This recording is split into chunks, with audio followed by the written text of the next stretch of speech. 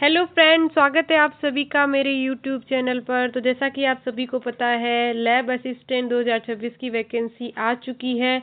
उसके लिए हम आपके लिए बायोलॉजी की क्लासेस करवा रहे हैं, जो कि हमने स्टार्ट की है। हमारी पहली क्लास ह्यूमन फिजियोलॉजी से 11th की बायो की क्लासेस करवा रहे हैं। उसी का आज हम पहला चैप्टर हमने डाइजेस्टिव सिस्टम का किया था, उसका दूसरा चैप्टर हम श्वसन यानी ब्रीदिंग का करने जा रहे हैं। आप सभी को पता है कि आपके पास काफ़ी कम समय है, आपको अच्छे से तैयारी करनी है। जो साइंस के स्टूडेंट हैं उनको 200 मार्क्स के दो पेपर आएंगे। फर्स्ट पेपर भी 200 मार्क्स का रहेगा, सेकंड पेपर भी 200 मार्क्स का रहेगा। फर्स्ट पेपर आपका जीके का रहेगा, जिसमें आपको इंडिया की जो जीके है उसकी क्लासेस हमारे चैनल पर मिल जाएगी। तो आप एक बार चैनल विजिट कर जो इंडिया जीके की क्लासेस हैं, जिसमें हमने एंशिएंट हिस्ट्री, मिडाइवल हिस्ट्री और मॉडर्न हिस्ट्री की सारी क्लासेस ले रखी है, आप वो क्लासेस कर सकते हैं ताकि आपको एग्ज़ाम में काफ़ी हेल्प मिले। आपके एग्ज़ाम में काफ़ी कम समय बचा है, तो हम चाहते हैं कि जल्दी से जल्दी हम जो साइंस का पेपर होता है आपका दूसरा, उसमें आपको फिजिक्स, केमिस्ट्री और बायोलॉजी पूछा जाता है। तो फिजिक्स केमिस्ट्री का पोर्शन उतना लेंदी नहीं है जितना कि बायोलॉजी का पोर्शन आपका काफ़ी लेंदी रहेगा। बायोलॉजी से आप पूरी बायोलॉजी 11th और 12th की कवर करनी है, और 10th तक की बायोलॉजी भी हमें पूछी जाएगी एग्जाम में। तो हम आपको अभी 11th की बायोलॉजी कवर करवा रहे हैं, 12th की भी बायोलॉजी हम हमारे चैनल पर करवाएंगे। तो आप हमारे से जुड़ने के लिए हमारे चैनल को सब्सक्राइब कर लें, बेल आइकन को प्रेस करें, ताकि कोई भी वीडियो आए तो सबसे पहले आपको नोटिफिकेशन मिल जाए। और साथ ही में आप वीडियो को ज़रूर से लाइक कीजिए। आप लाइक करते हैं तो मेरा मोटिवेशन भी बढ़ता है। और साथ में अगर आपको कोई अन्य जानकारी लेनी हो तो डिस्क्रिप्शन में हमने हमारा टेलीग्राम लिंक मेंशन कर रखा है, आप हमारे टेलीग्राम से जुड़कर कोई भी अन्य जानकारी ले सकते हैं। और साथ ही में इस क्लास की पीडीएफ भी आपको टेलीग्राम पे मिल जाएगी, तो वो भी आपके लिए काफ़ी हेल्पफुल रहेगी, बिकॉज आपके एग्ज़ाम में टाइम कम है। और हम हमारी क्लासेस में, जैसा कि आप सभी को पता है, थ्योरी प्लस एमसीक्यू करवाते हैं, ताकि आपके एग्ज़ाम की तैयारी और अच्छे से मजबूत तरीके से हो, आपकी प्रिपरेशन काफ़ी स्ट्रॉन्ग हो। उसके लिए मैं आपको हर टॉपिक की थ्योरी करवाने के साथ उसके एमसीक्यू भी करवाती हूँ। तो आइए हम स्टार्ट करते हैं आज की आपकी क्लास, जो कि है ह्यूमन फिजियोलॉजी से, जिसका टॉपिक है breathing and exchange of gases, यानी रेस्पिरेशन से हम पढ़ेंगे। तो सबसे पहले हम देखते हैं रेस्पिरेशन क्या होता है।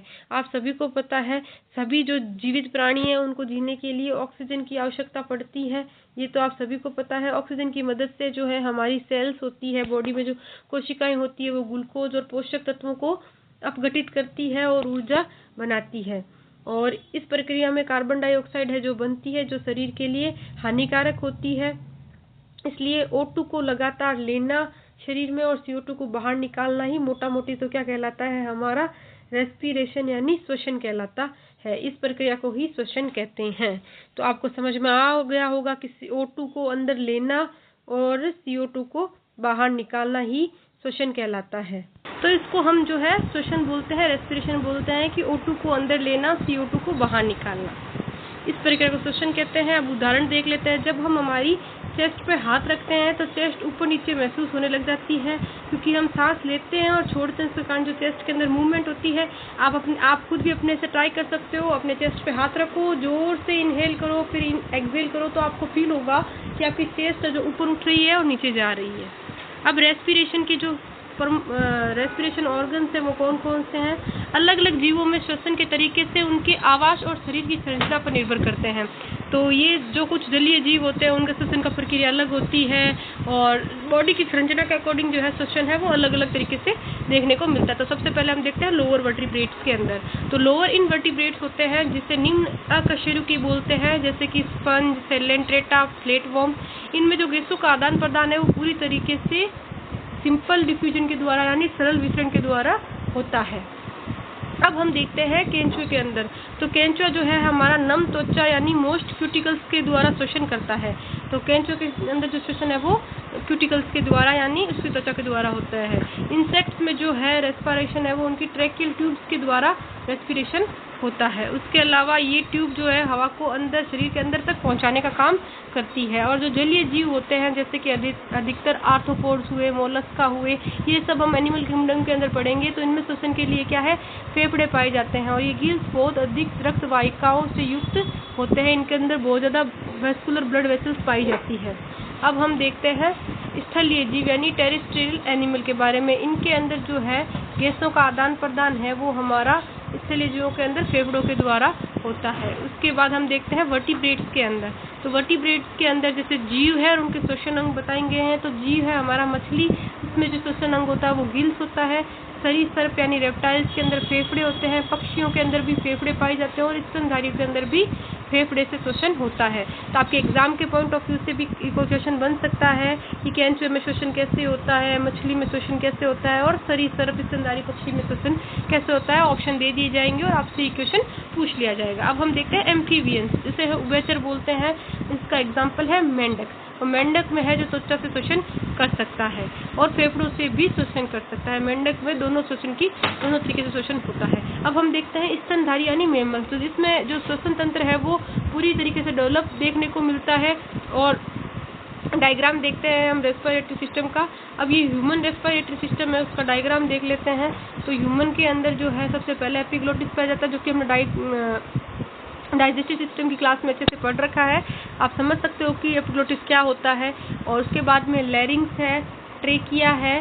ट्रेकिया के बाद में हमारा जो ट्रेकिया है वो आगे जाके दो भागों में डिवाइड हो जाता है, जिसे हम ब्रोंकस बोलते हैं।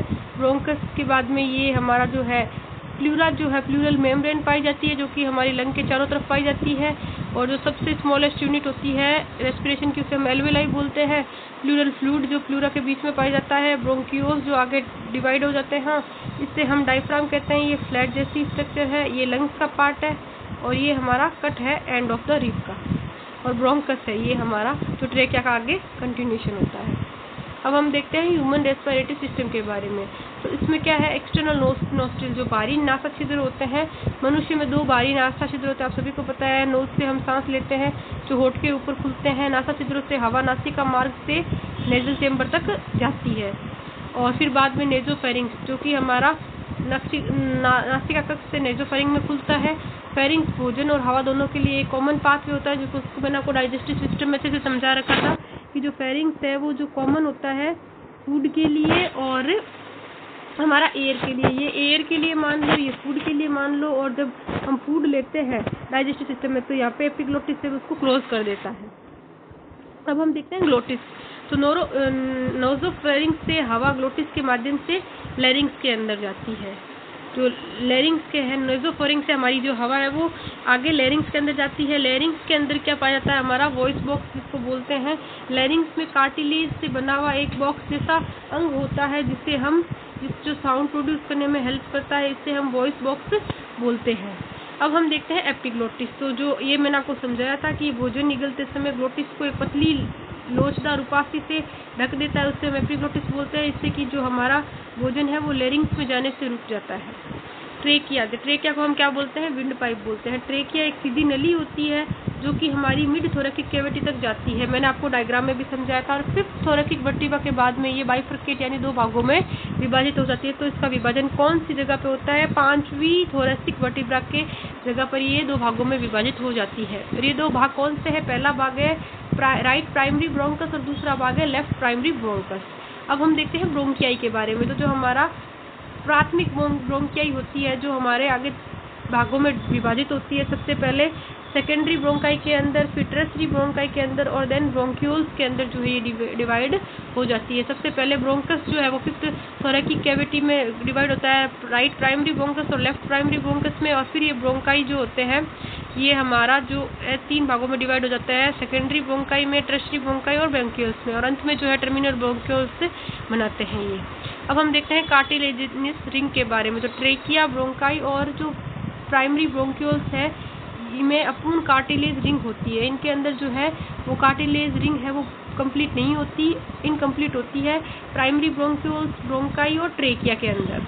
ठीक है, ये नलियों को खुला रखने में सपोर्ट करती है। जो नलियाँ है उनको ओपन रखने में, एयर का पास क्रॉस हो सके उसके लिए इसको ओपन रखती है। अब हम देखते हैं एल्वियोलाई के बारे में। तो प्रत्येक टर्मिनल ब्रोंक्यूल से पतली थैलीनुमा संरचना बनी होती है जिसे हम एल्वियोलाई कहते हैं। अब आपको पता है कि ये हमारी टर्मिनल ब्रोंकियाई है, इससे जो थैलीनुमा संरचना बनी हुई होती है इससे हम क्या बोलते हैं, इससे हम एल्वियोलाई बोलते हैं। और इनके अंदर जो है वेस्कुलराइज्ड बहुत ज़्यादा होती है, इनके अंदर ब्लड वेसल्स होती है। यहाँ पर ही मेनली जो हमारा CO2 और O2 का एक्सचेंज है वो एल्वेओलाई के अंदर देखने को मिलता है।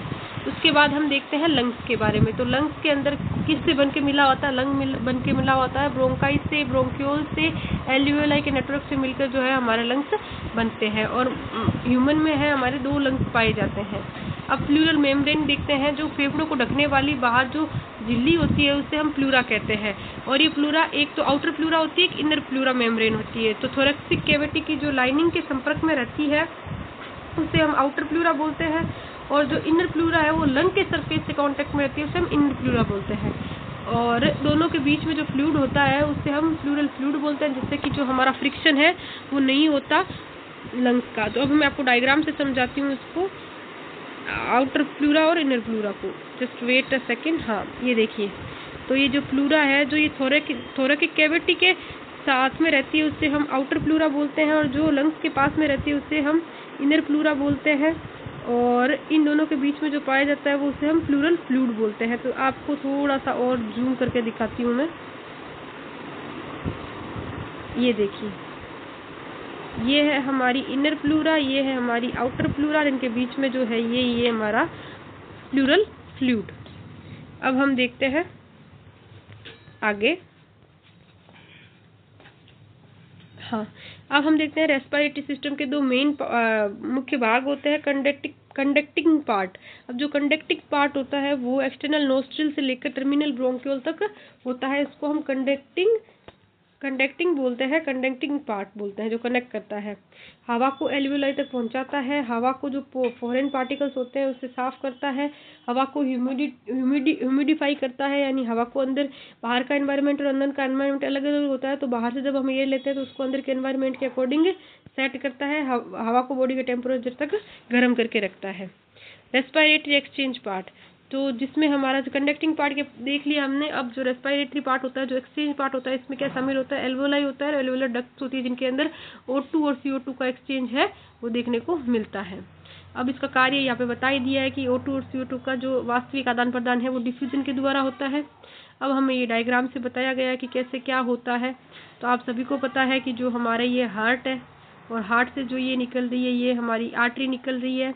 ये आर्टरी से ब्लड जाता है, हमारा सिस्टमिक आर्टरी से जाता है ब्लड, जो ऑक्सीजनेटेड ब्लड है वो कैरी करती है। फिर ये हमारा आगे जाने के बाद में ये ब्लड जो है बाद में इनकी बता रखी है, कंसंट्रेशन बता रखी है O2 की और P की, और पार्शियल ऑक्सीजन की और पार्शियल हमारे कार्बन डाइऑक्साइड की। जो पल्मोनरी वेन है ये हमारा प्योर ब्लड लेके आती है लंग से।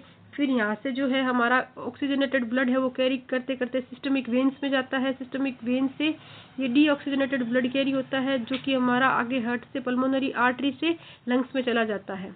लंग्स में जाने के बाद में यहाँ पे क्या होती है? एल्वेओलाई होती है। तो एल्वेओलाई में जो है इंस्पायर्ड एयर आती है और एक्सपायर्ड एयर यहाँ से वापस जाती है। तो इंस्पायर्ड एयर जो आती है वो O2 होती है, और एक्सपायर्ड जो हम करते हैं वो CO2 करते हैं। तो O2 का पार्शियल प्रेशर यहाँ पे होता है 104 mH और mmHg, और CO2 का होता है 40 mmHg।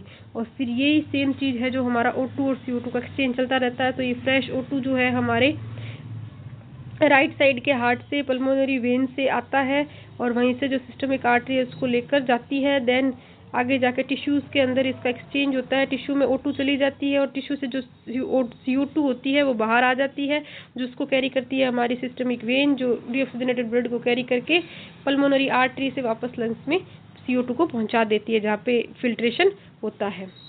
अब हम देखते हैं थोरैकिक चैम्बर। थोरैकिक चैम्बर के अंदर हम फेफड़े थोरैकिक कैविटी में होते हैं, आप सभी को पता है। और ये एक एयर टाइट चैम्बर होता है। थोरैकिक चैम्बर की सीमाएं, इसकी दिशा और संरचना के बारे में देखते हैं। तो डोर्सल जो होता है वो पीछे होता है, जो वर्टिबल कॉलम में देखने को मिलता है। वेंट्रल जो आगे होता है, जो कि हमारा स्टर्नम का पार्ट होता है। लेटरल जो बगल में रिब से होता है, और नीचे जो हमारा डायफ्राम पाया जाता है। अब हम देखते हैं प्लूरा के बारे में। तो प्लूरा एक डबल मेम्ब्रेन लेयर होती है, दोहरी झिल्ली होती है फेफड़े के पास में, और जिसको हम बोलते हैं, जिसके अंदर जो फ्लूइड पाया जाता है उसे हम प्लूरल फ्लूइड बोलते हैं। और इसका काम क्या होता है, ये फेफड़ों की सतह पर जो घर्षण होता है उसको कम करता है, जो हमारा रेस्पिरेशन है उसको आसान बनाता है, O2 CO2 का एक्सचेंज को अच्छे से मेंटेन करता है। थोरैकिक कैविटी के वॉल्यूम में परिवर्तन होने से लंग के वॉल्यूम भी बदलता है, जिससे ब्रीदिंग जो है वो संभव हो जाती है। जब थोरैकिक वॉल्यूम में जैसे सांस लेते हैं तो हमारा चेस्ट एक्सपांड होता है, छोड़ते हैं तो नहीं होता, तो उसके कारण जो हमारा है ब्रीदिंग है वो पॉसिबल हो पाता है थोरैकिक कैविटी के वॉल्यूम के चेंजेस से। अब रेस्पिरेशन के जो मेन स्टेप है उसमें सबसे पहला हमें देखने को मिलता है ब्रीदिंग यानी पल्मोनरी वेंटिलेशन। तो जो हमारा हवा, वातावरण से जो हवा अंदर लेते हैं और CO2 बाहर निकालना होता है उसे हम क्या बोलते हैं, पल्मोनरी ब्रीदिंग है पल्मोनरी वेंटिलेशन। अब डिफ्यूजन ऑफ गैसेस, जो एल्वियोलाई और ब्लड के बीच में CO2 और O2 का डिफ्यूजन होता है उससे हम डिफ्यूजन ऑफ गैसेस बोलते हैं। ट्रांसपोर्ट ऑफ गैसेस, तो जो ब्लड द्वारा CO2 और O2 का ट्रांसपोर्ट होता है उससे हम ट्रांसपोर्ट ऑफ गैसेस बोलते हैं। Diffusion between blood and tissues, तो रक्त और जो ऊतकों के बीच में गैसों का आदान प्रदान होता है उससे हम क्या बोलते हैं, diffusion between blood and tissue बोलते हैं। सेलुलर रेस्पिरेशन, इसका मतलब होता है कि जो कोशिकाएं हैं O2 का उपयोग करके ऊर्जा बनाती है और CO2 बनाती है। मैकेनिज्म ऑफ ब्रीदिंग के बारे में देखते हैं कि श्वसन की प्रक्रिया क्या होती है। तो श्वसन की प्रक्रिया हमारे 2 चरणों में देखने को मिलती है। सबसे पहला है इंस्पिरेशन, जिसका मतलब होता है श्वास लेना, यानी कि वातावरण की हवा फेफड़ों के अंदर जाती है तो उसे हम इंस्पिरेशन बोलते हैं। एक्सपीरेशन, जिसका मतलब है श्वास छोड़ना, तो CO2 युक्त हवा है जो हमारे फेफड़ों से बाहर निकलती है उसे हम एक्सपीरेशन बोलते हैं। अब हम देखते हैं डायग्राम जिसमें एयर एक्सपेल्ड होती है और एयर इनहेल होती है, तो क्या क्या हमारे इस पे फर्क पड़ता है लंग पे। तो सबसे पहले हम देखते हैं इंस्पिरेशन पे, यानी जब हमारी एयर है जो एंटर करती है लंग के अंदर तब क्या होता है, रिब्स और स्टर्नम जो है वो रेज हो जाती है और वॉल्यूम ऑफ थोरैक्स है वो इंक्रीज हो जाता है और डायफ्राम जो है हमारा कॉन्ट्रैक्ट हो जाता है और रिबकेज, ये रिबकेज है बाहर की ओर। तो जब हम सांस लेते हैं तो हमारा जो लंग्स है वो हमारा फूल जाता है, थोरैक्स का वॉल्यूम इंक्रीज हो जाता है और रिब्स और स्टर्नम है वो भी एक्सपांड हो जाता है, रेज हो जाता है, क्योंकि उसके अंदर हवा जा रही होती है और डायफ्राम जो है वो कॉन्ट्रैक्ट हो जाता है। उसके बाद में जब हम हवा छोड़ते हैं तो हमारा एयर एक्सपेल्ड करते हैं तो वॉल्यूम ऑफ थोरैक्स है वो कम हो जाता है, क्योंकि इसके अंदर से आयतन का जो है वो हवा का आयतन है जो कम हो जाता है, हवा निकल जाती है और रिब्स और स्टर्नम जो है हमारी वापस ओरिजिनल पोजीशन पे आ जाते हैं जो एक्सपांड हो रखे होते हैं और डायफ्राम जो है हमारा रिलैक्स हो जाता है जब हम एक्सपेल करते हैं, एक्सपिरेशन करते हैं, हवा को, श्वास को बाहर छोड़ते हैं लंग से। तो हमने ये डायग्राम से भी पढ़ा अच्छे से। अब हम देखते हैं प्रेशर ग्रेडियंट प्रिंसिपल। हवा का अंदर बाहर जाना प्रेशर डिफरेंस के कारण ही पॉसिबल हो पाता है। एटमॉस्फेरिक प्रेशर के जितना एटमॉस्फेरिक प्रेशर ज़्यादा होता है और हमारा अंदर का एनवायरनमेंट का प्रेशर है जो कम होता है, राइट। अब हम देखते हैं पोजीशंस और रिजल्ट के बारे में। तो जो लंग का प्रेशर है वो ज़्यादा होता है एटमॉस्फेरिक प्रेशर से तो हमारा इंस्पिरेशन होता है। लंग का प्रेशर जब एटमॉस्फेरिक प्रेशर से कम होता है, लंग का प्रेशर जो है हमारा कम होता है एटमॉस्फेरिक प्रेशर से तो इंस्पिरेशन होता है। लंग का प्रेशर अगर ज़्यादा होता है एटमॉस्फेरिक प्रेशर से तो हमारा एक्सपीरेशन हमें देखने को मिलता है। अब हम देखते हैं ब्रीदिंग में काम करने वाली मांसपेशियां कौन कौन सी होती है, आपके एग्जाम में भी पूछा जा सकता है। तो सबसे पहली जो मांसपेशी होती है, मेन मसल होती है हमारी ब्रीदिंग की, वो होती है डायफ्राम। उसके बाद में जो मसल हमारे काम आती है वो होती है एक्सटर्नल इंटरकोस्टल मसल, और उसके बाद में जो हमारी मसल यूज होती है ब्रीदिंग में उसे हम बोलते हैं इंटरकोस्टल मसल। एक्सटर्नल मसल है जो बाहर होती है, इंटरनल मसल जो अंदर होती है, इंटरकोस्टल मतलब कोस्टल जो रिब्स के बीच में, ठीक है। अब हम देखते हैं नेक्स्ट इंस्पिरेशन यानी श्वास लेने की प्रक्रिया। श्वास लेने की प्रक्रिया के दौरान क्या होता है, डायफ्राम जो है हमारा कॉन्ट्रैक्ट होकर फ्लैट हो जाता है जैसे कि हमने डायग्राम में देखा था, और एक्सटर्नल इंटरकोस्टल मसल है वो कॉन्ट्रैक्ट हो जाती है और रिब्स जो है हमारी ऊपर उठ जाती है और बाहर उठती है। थोरैकिक कैविटी है उसका वॉल्यूम भी एक्सपांड हो जाता है, इंटरपल्मोनरी प्रेशर है वो कम हो जाता है और हवा जो है फेफड़ों में प्रवेश कर जाती है, जिसको हमने डायग्राम से अच्छे से समझा था। अब हम देखते हैं इंस्पिरेशन। जब हम श्वास लेते हैं तो एक्सटर्नल इंटरकोस्टल मसल है वो हमारी कॉन्ट्रैक्ट हो जाती है, रिब्स और स्टर्नम ऊपर उठ जाते हैं, थोरैकिक कैविटी का डोर्सल वेंट्रल एक्सिस जो है बढ़ जाता है, थोरैकिक कैविटी का वॉल्यूम जो बढ़ जाता है, इससे हम लंग पल्मोनरी वॉल्यूम भी बोलते हैं। और लंग के अंदर जो इंटरपल्मोनरी प्रेशर होता है वो एटमॉस्फेरिक प्रेशर से क्या होता है, कम होता है। अंदर का प्रेशर कम होता है, बाहर का प्रेशर ज़्यादा होता है इंस्पिरेशन के अंदर, ठीक है।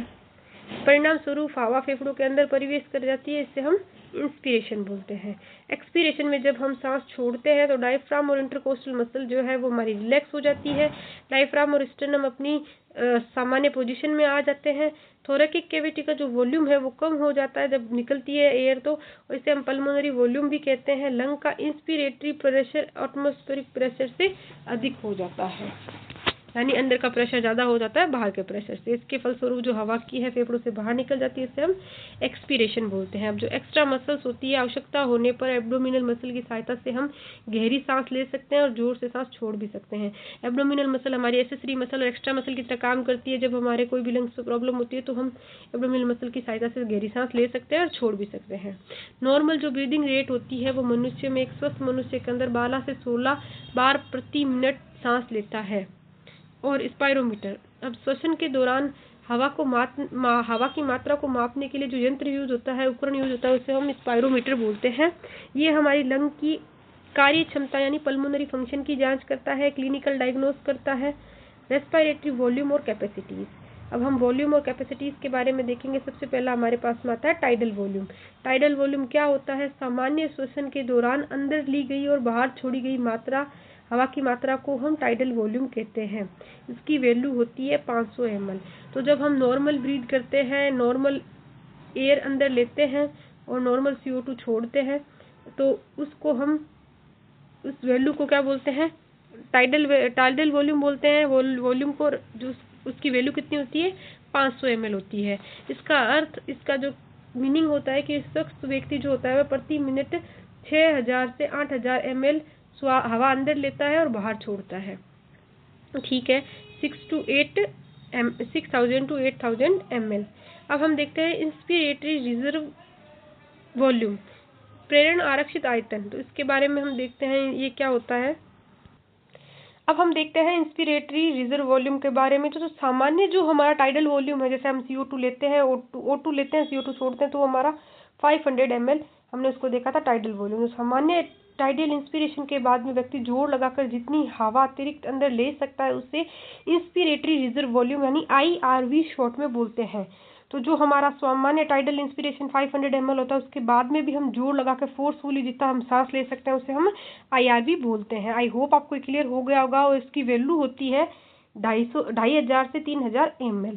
और एग्जाम्पल है इसका, नॉर्मल ब्रीदिंग के बाद में जो गहरी सांस लेने पर एक्स्ट्रा एयर अंदर जाती है उसे हम IRV बोलते हैं। जैसे कि हमारा 500 तो फिक्स होता ही है ml टाइडल वॉल्यूम, उसके अलावा जो हम फोर्सफुली लेते हैं उसको हम क्या बोलते हैं? IRV इंस्पिरेटरी रिजर्व वॉल्यूम बोलते हैं। अब हम उसी के आधार पर एक और वॉल्यूम देखते हैं, एक्सपायरेटरी रिजर्व वॉल्यूम, यानी इसके अंदर जो है सामान्य श्वास के बाद में व्यक्ति जोर लगाकर जितनी अतिरिक्त हवा बाहर निकाल सकता है उसे हम ERV यानी एक्सपिरेटरी रिजर्व वॉल्यूम बोलते हैं।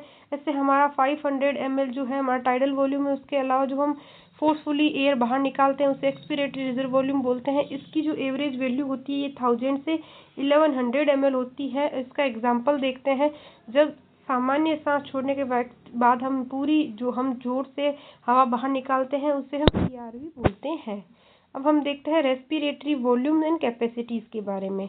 तो रेजिडुअल वॉल्यूम, जिसे हम अवशिष्ट आयतन बोलते हैं, जोर से सांस छोड़ने के बाद में जो फेफड़ों में हवा शेष रह जाती है उसे हम रेजिडुअल वॉल्यूम बोलते हैं। ठीक है, इसकी वैल्यू जो होती है 1100 से 1200 ml होती है। और ये हमारे लंग्स को कोलैप्स होने से बचाता है और गैसों का आदान प्रदान है जो चलता रहता है। तो ये हमारा इम्पोर्टेंट वो जो है कहते हैं वॉल्यूम है कि जब हम जोर लगा के जो हमारी सारी सांस है वो छोड़ देते हैं, उसके बाद में भी हमारे लंग्स के अंदर कुछ रिमेनिंग जैसे हम रहती है एयर, वो हमारी 1000 से 1200 ml रहती है, जो कि हमारे लंग्स को सिकुड़ने से बचाती है। जब लंग्स के अंदर एयर ही नहीं होगी तो लंग्स हमारा सिकुड़ने लग जाएगा ना, और यहाँ पे गैसों का आदान प्रदान चलता रहता है। अब हम देखते हैं रेस्पिरेटरी कैपेसिटीज, जो हमारी फेफड़ों की क्षमताएं हैं वो कैसी होगी। जब रेस्पिरेटरी वॉल्यूम को छोड़कर पल्मोनरी कैपेसिटीज की प्राप्त की जाती है। जब हम एक से अधिक वॉल्यूम को जोड़ते हैं, जैसे IRV ERV इनको जोड़ते हैं, तो हमें क्या प्राप्त होता है? पल्मोनरी कैपेसिटी, लंग की कैपेसिटी प्राप्त होती है। इसका उपयोग जो हम है क्लिनिकल डायग्नोसिस के अंदर करते हैं। सबसे पहले हम देखते हैं इंस्पिरेटरी कैपेसिटी, है ना। इंस्पिरेटरी कैपेसिटी क्या होती है? सामान्य जो एक्सपीरेशन के बाद व्यक्ति जितनी हवा अधिकतम अंदर ले सकता है उससे हम क्या बोलते हैं, इंस्पिरेटरी कैपेसिटी बोलते हैं। इंस्पिरेटरी कैपेसिटी का फॉर्मूला है टाइडल वॉल्यूम प्लस IRV, यानी इंस्पिरेटरी रिजर्व कैपेसिटी। तो उसके बाद में हम देखते हैं एक्सपिरेटरी कैपेसिटी, जो हम सामान्य इंस्पिरेशन के बाद जितनी जो हवा है अधिकतम बाहर निकाल सकते हैं, उससे हम क्या बोलते हैं, एक्सपिरेटरी कैपेसिटी। उसके अंदर हम टाइडल वॉल्यूम को ERV यानी एक्सपिरेटरी जो रिजर्व वॉल्यूम है उसको जोड़ते हैं, तो हमारे पास में आता है एक्सपायरेटरी कैपेसिटी। अब हम देखते हैं फंक्शनल रेजिडुअल कैपेसिटी। ये क्या होती है, जब सामान्य एक्सपिरेशन होता है उसके बाद में जो फेफड़ों के अंदर बची हुई हवा होती है उससे हम क्या बोलते हैं, फंक्शनल रेजिडुअल कैपेसिटी, FRC बोला जाता है। और FRC का फॉर्मूला, इसके अंदर जो हम एक्सपायरेटरी रिजर्व वॉल्यूम के साथ में RV रेजिडुअल वॉल्यूम को जोड़ते हैं तो हमें क्या मिलता है, FRC मिलता है। अब हम देखते हैं वाइटल कैपेसिटी के बारे में, जो जोर से सांस छोड़ने के बाद जितनी हवा है व्यक्ति अधिकतम अंदर ले सकता है, या जोर से सांस लेने के बाद जितनी हवा अधिकतम बाहर निकाल सकता है, इसका फॉर्मूला है वाइटल कैपेसिटी बोलते हैं उसको हम। वाइटल कैपेसिटी का फॉर्मूला है IRV plus tidal volume plus ERV। उसके बाद में जब हमारे पास आती है टोटल लंग कैपेसिटी, यानी जोर से सांस लेने के बाद फेफड़ों की कुल हवा की मात्रा, इसके अंदर हम IRV, ERV, टाइडल वॉल्यूम और रेजिडुअल वॉल्यूम सारों का सम करते हैं तो हमारे पास में आता है total lung capacity. Total lung capacity को हम ऐसे भी देख सकते हैं, यानी वाइटल कैपेसिटी प्लस RV, तो भी हमें टोटल लंग कैपेसिटी मिल जाती है। और गैस चेंज का जो है हमारा डायग्राम कॉन्सेप्ट देखते हैं, गैसों का आदान प्रदान है वो हमारा दो जगह होता है, एल्वियोलाई से ब्लड और ब्लड से एल्वियोलाई, ब्लड से बॉडी टिश्यू से ब्लड और ब्लड से बॉडी टिश्यू। अब हम देखते हैं डायरेक्शन ऑफ डिफ्यूजन। अब जो ऑक्सीजन है उसका डायरेक्शन ऑफ डिफ्यूजन क्या होता है, एल्वियोलाई से ब्लड और ब्लड से टिश्यू में। और कार्बन डाइऑक्साइड का जो हमारा डायरेक्शन होता है टिश्यू से ब्लड, ब्लड से एल्वियोलाई। इसका जस्ट ऑपोजिट होता है ऑक्सीजन का, कार्बन डाइऑक्साइड का। अब हम ऑक्सीजन डिफ्यूजन के बारे में देखते हैं। जो एल्वियोलाई में जो हमारा पार्शियल ऑक्सीजन का प्रेशर है वो अधिक होता है, और ब्लड में जो पार्शियल ऑक्सीजन का प्रेशर है वो कम होता है, इसलिए एल्वियोलाई से हमारा ब्लड है, ब्लड में डिफ्यूज हो जाता है। जो ऑक्सीजन है हमारी एल्वियोलाई से सीधी ब्लड में डिफ्यूज हो जाती है, फिर ब्लड O2 को टिश्यू तक ले जाता है। अब हम देखते हैं कार्बन डाइऑक्साइड का डिफ्यूजन। तो टिश्यू में कार्बन डाइऑक्साइड का पार्शियल प्रेशर जो है वो अधिक होता है, ब्लड और एल्वियोलाई में PCO2 कम देखने को मिलता है, इसीलिए जो O2 है टिश्यू से फिर ब्लड में आता है, ब्लड से फिर एल्वियोलाई में डिफ्यूज हो जाता है। अब CO2 की सोल्यूबिलिटी के बारे में देखते हैं। तो CO2 की सोल्यूबिलिटी जो है हमारी O2 की कंपैरिजन में 20 to 25 टाइम्स ज़्यादा होती है, इसलिए जो CO2 कम प्रेशर डिफरेंस पर भी जल्दी डिफ्यूज हो जाता है। अब हम देखते हैं डिफ्यूजन मेम्ब्रेन के बारे में। एल्वियोलाई और ब्लड के बीच गैसों का आदान प्रदान होता है वो हमारा रेस्पिरेटरी मेम्ब्रेन के द्वारा होता है। तो जो एल्वियोलाई, जैसे मान लीजिए ये हमारी एल्वियोलाई है और ये हमारे मेम्ब्रेन है और ये हमारा ब्लड है, तो ये एल्वियोलाई हो गई, ये ब्लड हो गया और ये हमारी मेम्ब्रेन हो गई। तो जो मेम्ब्रेन के द्वारा है इसके अंदर जो ये बहुत पतली झिल्ली होती है इसके द्वारा डिफ्यूजन से आसानी से जो चेंजेस है गैस का O2CO2 का हो जाता है एल्वियोलाई में और ब्लड में। अब रेस्पिरेटरी मेम्ब्रेन है, उसके प्रमुख जो भाग हैं वो कौन कौन से हैं। सबसे पहला है हमारा एल्वियोलर वॉल। केवल एक कोशिका मोटी होती है, यानी वन सेल थिक जो होती है वो एल्वियोलर वॉल होती है। बेसमेंट मेम्ब्रेन और बेसमेंट सब्सटेंस इसमें पाया जाता है। कैपिलरी वॉल और ब्लड कैपिलरीज भी जो है हमारे रेस्पिरेटरी मेम्ब्रेन के प्रमुख भाग हैं। रेस्पिरेटरी मेम्ब्रेन की विशेषताएं देखते हैं। जो रेस्पिरेटरी मेम्ब्रेन होती है वो हमारी बहुत थिन मेम्ब्रेन होती है, अप्रोक्सीमेट 0.5 माइक्रोएम, ठीक है। और अब हम ये देखते हैं डायग्राम से रेस्पिरेटरी मेम्ब्रेन के बारे में। तो ये diagram of section of an alveolus with a pulmonary capillary, ठीक है। अब भी देखते हैं हम, हमारे पास में ये तो एल्वियोलाई है, एल्वियोलर कैविटी है, यहाँ एयर का एक्सचेंज देखने को मिलता है। और ये हमारी एल्वियोलर वॉल है जो वन सील्ड थिक वॉल होती है, जस्ट जो एल्वियोलाई के बाहर होती है। उसके अलावा जो हमारे ये रेड ब्लड सेल है, ये बेसमेंट मेम्ब्रेन है जो कि ब्लड और एल्वियोलर कैविटी के बीच में पाई जाती है।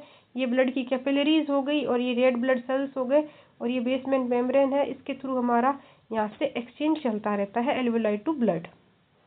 और जो बहुत लार्ज सरफेस एरिया होता है वो बहुत ज़्यादा वेस्कुलराइज्ड होता है और इसमें गैसेस एक्सचेंज है वो एल्वियोलाई में आसानी से बहुत तेजी से हो जाता है।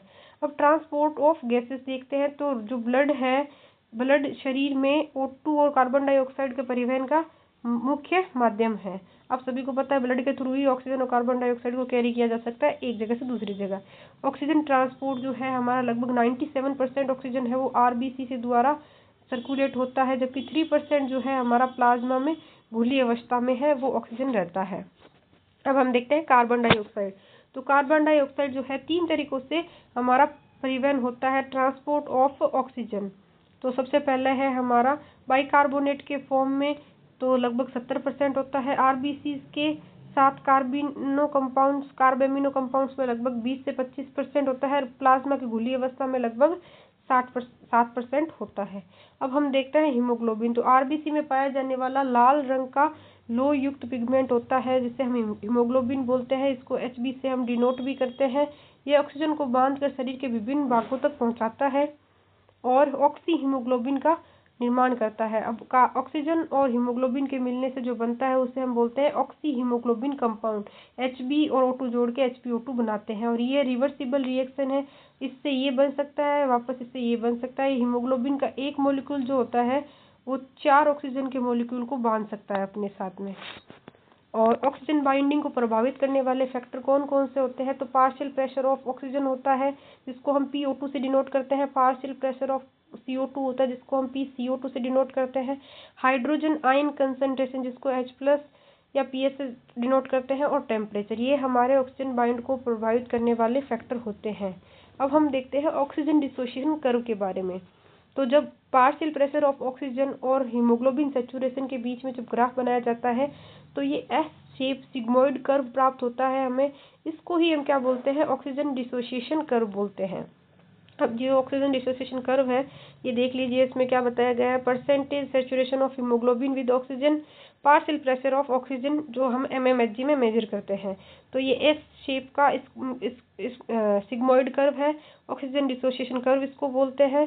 और इसमें जो एल्वेलाई में कंडीशन देखने को मिलती है, high partial pressure of oxygen देखने को मिलता है, low partial pressure of carbon dioxide देखने को मिलता है, लो हाइड्रोजन आयन कंसंट्रेशन देखने को मिलती है और लो टेम्परेचर देखने को मिलता है। यहाँ ऑक्सी हीमोग्लोबिन जो बनता है वो O2 है वो हीमोग्लोबिन से जुड़कर बनाता है। अब टिश्यू में क्या क्या कंडीशन रहती है? तो टिश्यू के अंदर जो है हमारा पार्शियल प्रेशर ऑफ ऑक्सीजन कम रहता है, हाई रहता है। Partial pressure of carbon dioxide high रहता है। H+ आयन की कंसंट्रेशन और टेम्परेचर भी हाई रहता है। तो ऑक्सीजन है जो हीमोग्लोबिन से अलग हो जाता है और टिश्यू को मिल जाता है। अब हम इम्पोर्टेंट पॉइंट देखते हैं। जो ऑक्सीजन होता है वो लंग्स में हीमोग्लोबिन से जुड़ता है और टिश्यू में हीमोग्लोबिन से अलग हो जाता है। अब हम देखते हैं ट्रांसपोर्ट ऑफ कार्बन डाइऑक्साइड। तो CO2 का परिवहन मुख्य रूप से बाइकार्बोनेट के रूप में होता है, HCO3 के रूप में होता है। Carbonic anhydrase enzyme. तो कार्बोनिक एनहाइड्रेज एंजाइम जो होता है वो आरबीसी में कार्बोनिक एनहाइड्रेज एंजाइम है, बहुत अधिक मात्रा में पाया जाता है। प्लाज्मा में इसकी जो है मात्रा कम होती है। ये एंजाइम क्या करता है? CO2 और H2O की प्रक्रिया को बहुत तेजी से करवाता है। अब हम केमिकल रिएक्शन देखते हैं। CO2 + H2O कार्बोनिक एनहाइड्रेज की प्रेजेंस में मिलकर क्या बनाते हैं? Carbonic acid. और ये कार्बोनिक एसिड फिर टूटता है बाइकार्बोनेट और H+ आयन के अंदर। टिश्यू में अब क्या होता है? तो टिश्यू में जो है ऑक्सीजन का प्रेशर अधिक होता है मेटाबॉलिज्म के कारण, और CO2 जो है ब्लड में डिफ्यूज हो जाती है, डिफ्यूज होकर आरबीसी में प्रवेश कर जाती है और यहाँ पर जो है कार्बोनिक एसिड बनता है जो आगे चलकर बाइकार्बोनेट होते हैं उनके अंदर टूट जाता है और H+ आयन के अंदर टूट जाता है। इस रूप में जो CO2 है वो ब्लड द्वारा ट्रांसपोर्ट होता है, यानी बाइकार्बोनेट के फॉर्म में ट्रांसपोर्ट होता है। CO2 जो है ब्लड में डिफ्यूज हो जाता है फिर आरबीसी में चला जाता है डिफ्यूज होकर, और क्योंकि टिश्यू के अंदर जो है हमारा O2 ज़्यादा होता है ना। अब हम देखते हैं एल्वेओलाई में क्या होता है। तो एल्वेओलाई के अंदर जो है पार्शियल O2 का प्रेशर कम होता है, इसलिए जो रिएक्शन है रिवर्स डायरेक्शन में होती है। बाइकार्बोनेट + H+, फिर बनता है H2CO3 बाइकार्बोनिक एसिड। ये टूटता है हमारा CO2 और H2O के अंदर, और CO2 है वो एल्वेओलाई में डिफ्यूज होकर बाहर निकल जाता है। अब हम देखते हैं 100 ml डीऑक्सीजनेटेड ब्लड है वो लगभग 4 ml CO2 को एल्वेओलाई तक पहुंचाता है। ठीक है। अब हम देखते हैं रेगुलेशन ऑफ रेस्पिरेशन। अब हम कैसे उसको रेगुलेट कर सकते हैं? तो जो मनुष्य अपने रेस्पिरेटरी रिदम को शरीर की ज़रूरत के अनुसार नियंत्रित कर सकता है। यह नियंत्रण जो है हमारा मेनली कहाँ से होता है? हायर सेंटर यानी नर्वस सिस्टम से होता है। रेस्पिरेटरी रिदम कर्व, ये जो है हमारा रेस्पिरेटरी रिदम सेंटर, ये हमारा मेडुला ओब्लोंगेटा में पाया जाता है। ये इम्पोर्टेंट है और ये नॉर्मल ब्रीदिंग रेट को कंट्रोल करता है। अब हम देखते हैं न्यूमोनोटॉक्सिक सेंटर, ये पोन्स में स्थित होता है। न्यूमोनोटॉक्सिक सेंटर है वो हमारा मेडुला के अंदर था रेस्पिरेटरी सेंटर, और जो न्यूमोनोटॉक्सिक सेंटर है हमारा पोन्स के अंदर देखने को मिलता है। और ये रेस्पिरेटरी रिदम की सेंटर की गतिविधियों को जो है ये कंट्रोल करता है। और इसके फंक्शन है इंस्पिरेशन की अवधि को ये कम करता है, ब्रीदिंग रेट को ये कंट्रोल करता है। अब हम देखते हैं कीमो सेंसिटिव एरिया, तो रेस्पिरेटरी सेंटर के पास जो स्थित होता है यह CO2 और H+ आयन के लिए बहुत ज़्यादा सेंसिटिव होता है।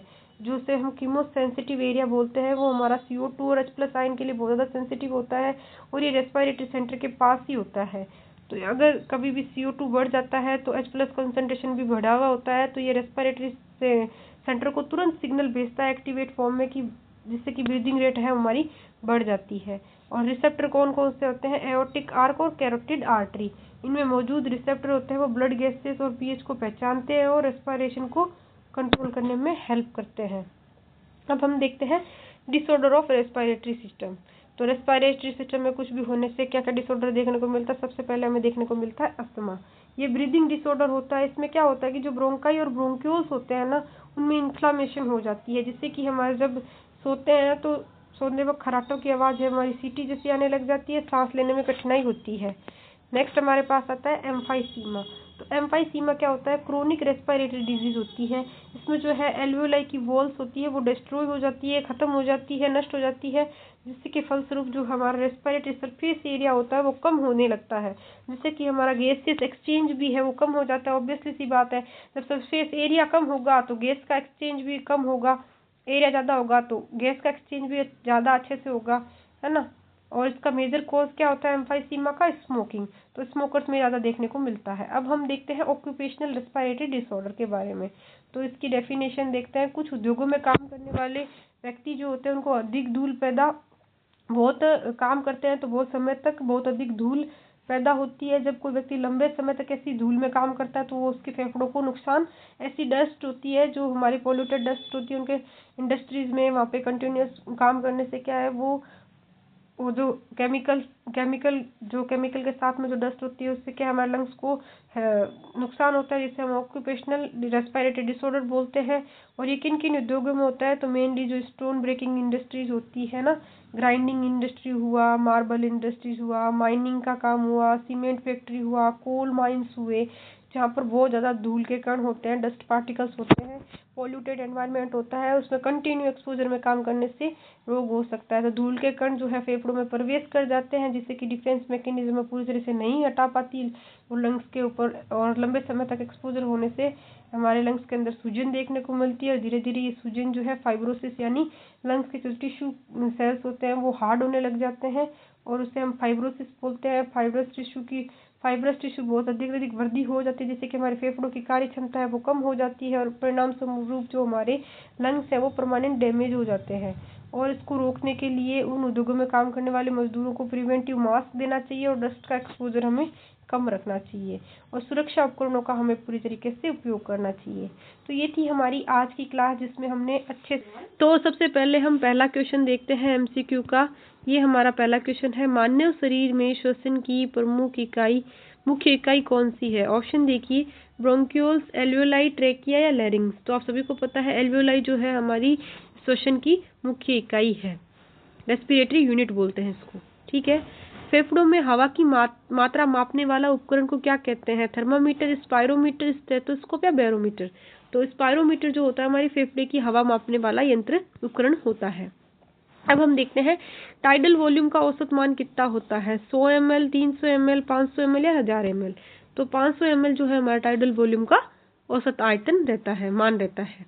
ब्लड में O2 का अधिकतम ट्रांसपोर्ट किस रूप में होता है? प्लाज्मा में घुला हुआ, RBC में HB के साथ, बाइकार्बोनेट आयंस में या कार्बेमिनो कंपाउंड्स में। तो आपको पता होगा कि जो हमारा ये आयन है आरबीसी में एचबी के साथ में जो O2 का अधिकतम ट्रांसपोर्ट देखने को मिलता है। नेक्स्ट क्वेश्चन देखते हैं, कौन सा एंजाइम CO2 और H2 की प्रतिक्रिया तेज करता है? एमाइलेज, कार्बोनिक एनहाइड्रेज, लाइपेज या पेप्सिन? तो जो हमारा कार्बोनिक एनहाइड्रेज एंजाइम है वो CO2 और H2 की प्रक्रिया को तेजी से करवाता है। एल्वियोलार और ब्लड के बीच में गैस एक्सचेंज मुख्य रूप से किसके द्वारा होती है? Active transport, simple diffusion, endocytosis या फिल्ट्रेशन? तो जो एल्वियोलार और ब्लड के बीच में गैस का चेंज है वो हमारा सिंपल डिफ्यूजन के द्वारा देखने को मिलता है। नेक्स्ट क्वेश्चन देखते हैं, कौन सा फेफड़ों की सुरक्षा करता है और घर्षण को कम करता है? डायफ्राम, प्लूरा, स्टर्नम या ब्रोंकाई? तो जो हमारा प्लूरा है वो हमारे फेफड़ों की रक्षा प्रोटेक्टिंग लेयर भी होती है क्योंकि आउटर लेयर ऑफ लंग्स होती है, साथ ही में जो हमारा घर्षण है वो कम करती है फेफड़ों का। अब हम देखते हैं रेस्पिरेटरी रिदम सेंटर कहाँ होता है? पोन्स में, मेडुला ओब्लोगेंटा में, सेरिबेलम में या स्पाइनल कॉर्ड में? तो जो मेडुला ओब्लोगेंटा है उसके अंदर हमारा रेस्पिरेटरी रिदम सेंटर पाया जाता है। नेक्स्ट क्वेश्चन देखते हैं, एम्फाइसीमा रोग में मुख्य समस्या क्या होती है? ब्रोंकाई में सूजन, एल्वियोलर वॉल का नुकसान, प्लूरल फ्लूइड की कमी या हीमोग्लोबिन का घट जाना? तो जो एम्फाइसीमा है उसमें हमारी एल्वियोलर वॉल्स है उनको डैमेज होता है। नेक्स्ट क्वेश्चन देखते हैं, ऑक्यूपेशनल रेस्पिरेटरी डिसऑर्डर का मुख्य कारण क्या होता है? स्मोकिंग होता है, long exposure of to dust होता है, वायरल इन्फेक्शन होता है या बैक्टीरियल इन्फेक्शन होता है? तो जो हम लंबे समय तक एक्सपोजर में रहते हैं डस्ट का वही हमारा मेन कारण होता है ऑक्यूपेशनल रेस्पिरेटरी डिसऑर्डर का। तो ये थी हमारी आज की क्लास जो कि हम ह्यूमन फिजियोलॉजी बायोलॉजी में हम आपको 11th क्लास की ह्यूमन फिजियोलॉजी का टॉपिक करवा रहे हैं, जिसका डाइजेस्टिव सिस्टम का पार्ट ऑलरेडी मैंने डाल दिया है। ये हमारी दूसरी क्लास थी, वो थी हमारी रेस्पिरेटरी सिस्टम से। तो हमने रेस्पिरेटरी सिस्टम को 1 by 1 अच्छे से थ्योरी कवर किया है। आपके एग्जाम के पॉइंट ऑफ व्यू से प्रीवियस पेपर को एनालिसिस करके मैंने आपको MCQs भी करवाए हैं। अगर आपको ये क्लास अच्छी लगे तो वीडियो को जरूर लाइक कीजिए, वीडियो को पूरा देखा कीजिए, चैनल को सब्सक्राइब करें और बेल आइकन को प्रेस करें ताकि अगली जो भी वीडियो हो उसका नोटिफिकेशन सबसे पहले आपको मिल जाए। और साथ ही में अगर आपको कुछ भी इस वीडियो के रिगार्डिंग बताना हो तो आप हमारे कमेंट सेक्शन में कमेंट करके बता सकते हैं। आपको ये पूरी PDF चाहिए थ्योरी प्लस MCQ की तो आप हमारे टेलीग्राम चैनल से जुड़ सकते हैं, जिसका लिंक हमने डिस्क्रिप्शन में दे रखा है। तो मिलते हैं हमारे नेक्स्ट वीडियो में नए टॉपिक के साथ। Thank you.